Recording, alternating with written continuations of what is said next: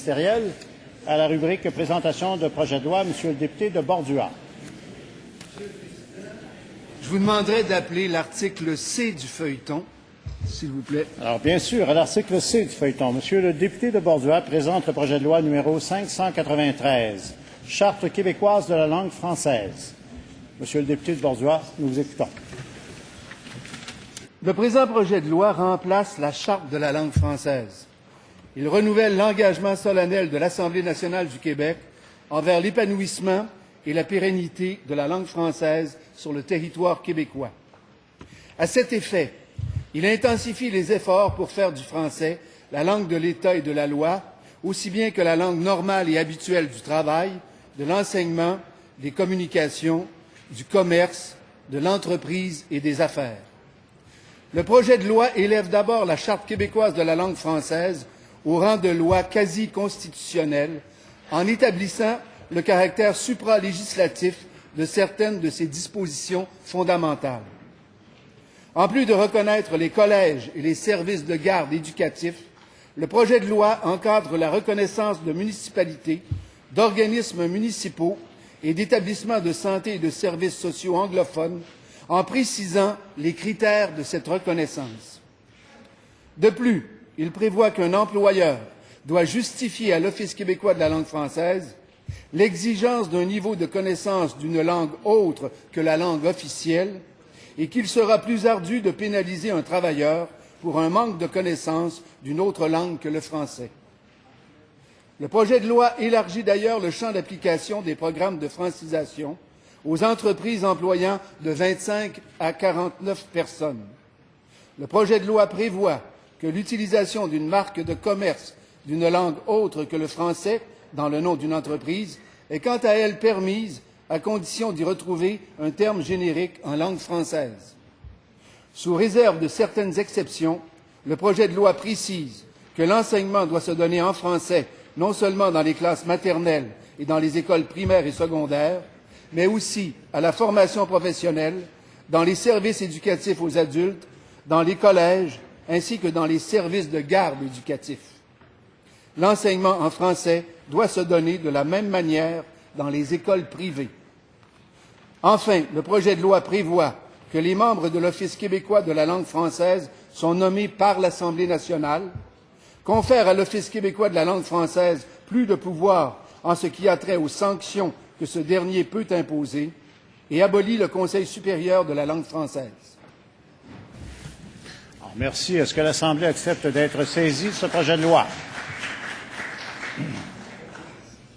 Saisie? Oui, Monsieur le député. J'aimerais demander, Monsieur le Président, un vote nominal. Vous êtes 5? Nous sommes 5. Levez-vous qu'on enlève 5 au moins. 1, 2, 3, 4, 5. C'est beau. Alors, il y a un vote nominal qui est demandé. Alors, nous allons procéder, qu'on appelle les députés.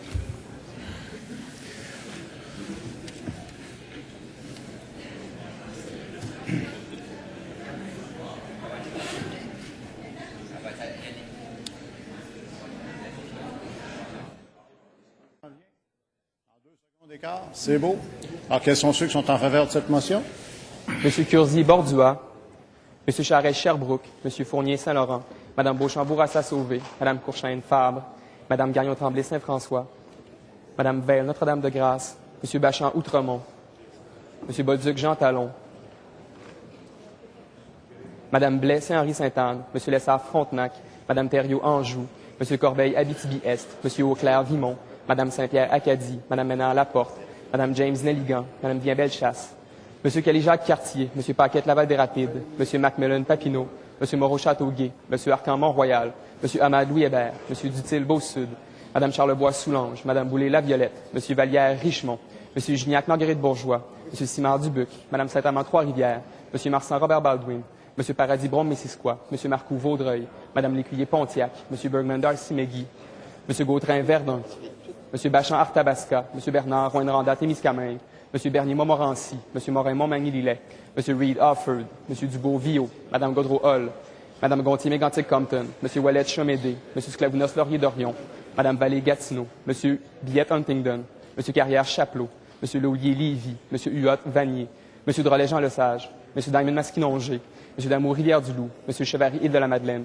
Mme Charbonneau-Mélile, M. Mamelonnet-Gaspé, M. Matt Portneuf, M. Pigeon-Charlebourg, Mme Roti-Jeannemont-Divigé, M. Arsenault-Bonaventure, Mme Marois-Charlevoix, M. Bédard-Chicoutimi, Mme Maltais-Tachereau, Mme Malavoie-Taillon, M. Gaudreau-Jonquière, M. Ferland-Angava, M. Simard-Richelieu, M. Cloutier-Lac-Saint-Jean, M. Trottier-Roberval, M. Turcotte-Saint-Jean, M. Villeneuve-Berthier, Mme Champagne-Champlain, Mme Richard-Duplessis, M. Leclerc-Beauharnois, M. Pelletier-Rimouski, Mme Yvon-Joliette, M. Marceau-Rousseau, Mme Léger-Pointe-aux-Trembles, M. Drainville-Marie-Victorin, M. Girard-Gouin, M. Blanchette-Drummond, M. Pinard-Saint-Maurice, M. Cousineau-Bertrand, M. Dufault-René-Lévesque, Mme Ouellette-Vachon, M. Coteau-Bourget, Mme Richard-Marguerite-Diouville, Mme Poirier-Hochelaga-Maisonneuve, M. Mekier-L'Assomption, M. Tremblay-Masson, M. Simard-Kamouraska-Témiscouata, M. Traversy-Terrebonne, M. Boucher-Johnson,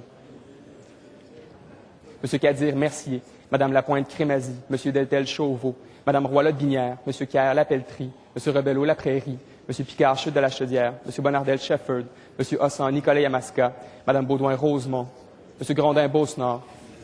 Est-ce qu'il y a des membres de cette Assemblée qui sont contre cette motion? Est-ce qu'il y a des membres de cette Assemblée qui s'abstiennent? Monsieur le secrétaire général. Pour 106, contre aucun, abstention aucune. La motion est adoptée.